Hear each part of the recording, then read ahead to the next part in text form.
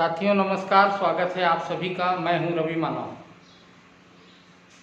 तो आज सुबह के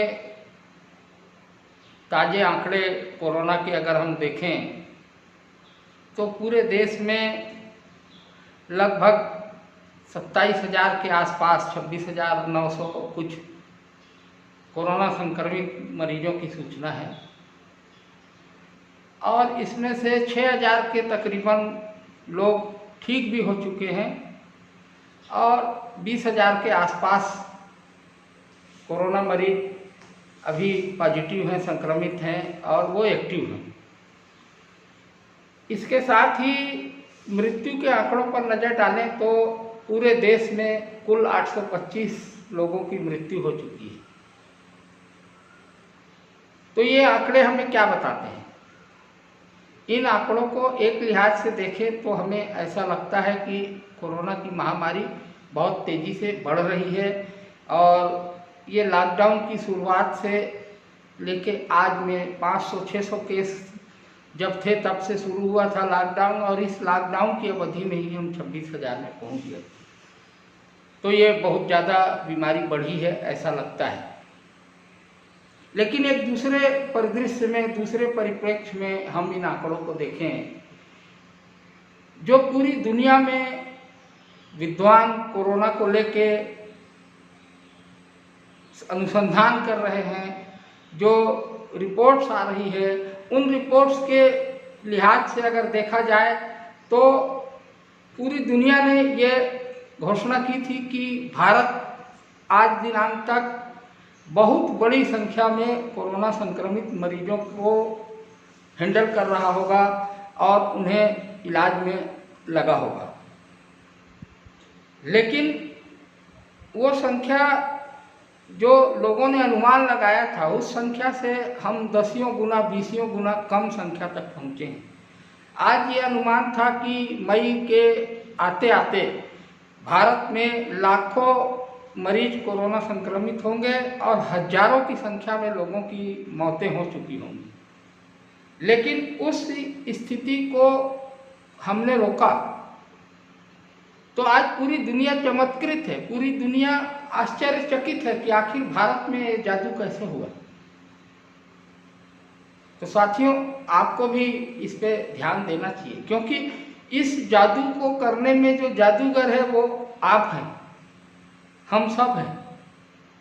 हम सब ने जिस मुस्तैदी से लॉकडाउन का पालन किया है, जिस मुस्तैदी से कोरोना के बचाव के उपायों को अपनाया है, उसका ये परिणाम है कि आज हमारे देश में मात्र 825 लोगों की मृत्यु हुई है।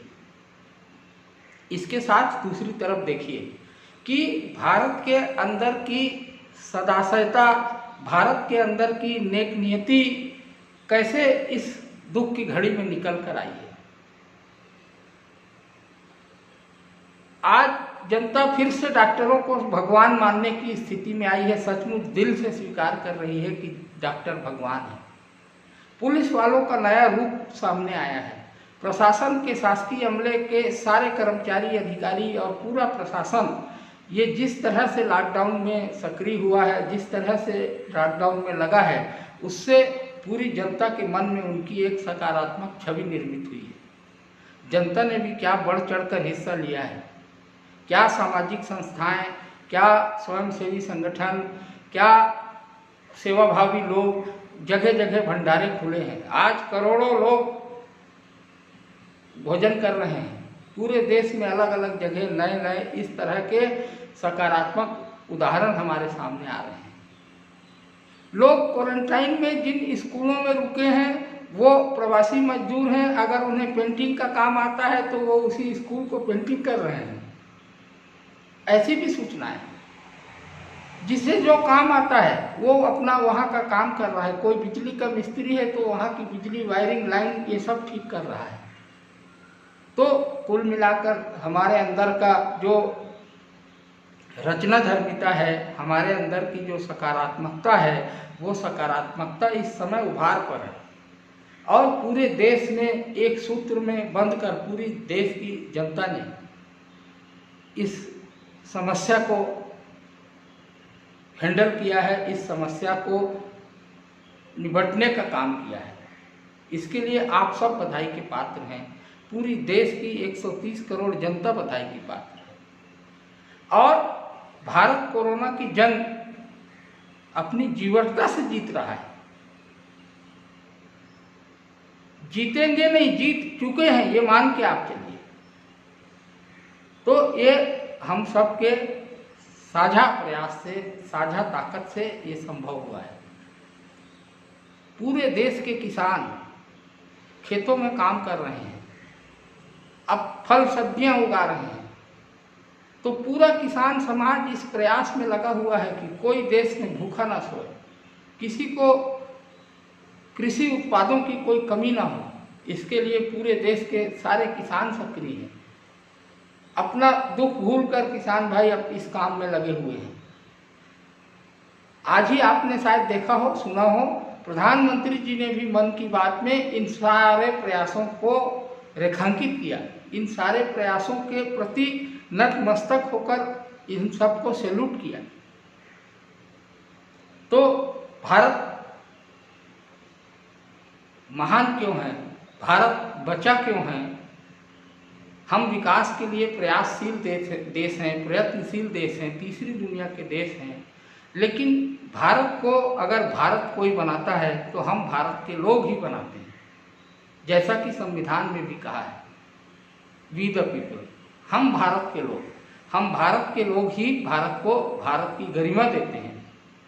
तो आप सभी, हम सब 130 करोड़ भारतवासी इस पुण्य कृत्य के भागीदार हैं, इस पुण्य के हिस्सेदार हैं। जो हमने ऐसी विषम परिस्थितियों में, विषम संकट की घड़ी में अपने देश को झुकने नहीं दिया, अपने देश को टूटने नहीं दिया, अपने देश को बिखरने नहीं दिया। कुछ छुटपुट कोशिशें आदमी को आदमी से तोड़ने की भी हो रही हैं, वो तो चलते ही रहती है।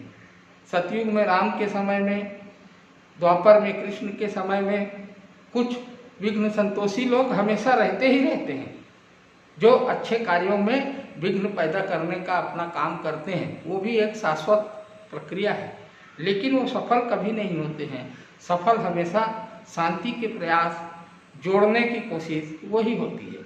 और आज हमारा देश एक सूत्र में बंधा है और कोरोना की जंग को इस मुस्तैदी से लड़ा है कि पूरी दुनिया चमत्कृत है। और आज पूरी दुनिया में भारत के इस कोरोना से लड़ाई के मॉडल को सराहना मिल रही है। इस मॉडल को लोग जानना चाहते हैं। आज भारत तो है ही, हमारे छत्तीसगढ़ के एम्स में जिस तरह से मरीजों को ठीक किया गया, तो पूरी दुनिया के सार्क देशों के साथ हमारे जो पड़ोसी देश हैं, उन देशों के डॉक्टरों ने हमारे एम्स के डॉक्टरों से संपर्क करके उनसे पूछा कि कैसे हम इतनी हाई रिकवरी रेट तक पहुँचे हैं। ताज़ा स्थिति आपको शायद मालूम हो कि छत्तीसगढ़ में कुल 37 केस आए थे, उसमें से 32 अब ठीक हो चुके हैं। मात्र 5 लोग अभी कोरोना संक्रमित हैं। बहुत जल्द उनके भी ठीक होने की सूचना आने ही वाली है, आजकल 1-2 दिनों में।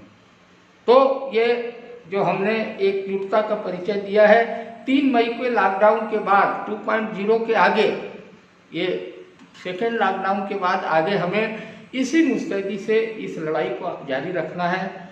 और मैं उम्मीद करता हूं कि हम सब इसमें उसी तरह से लगे रहेंगे। आज की बातों को आपने पुनः ध्यानपूर्वक सुना, इसके लिए आपका हृदय से आभार। और आज की बात यहीं समाप्त करता हूं। जय हिंद, जय छत्तीसगढ़, नमस्कार।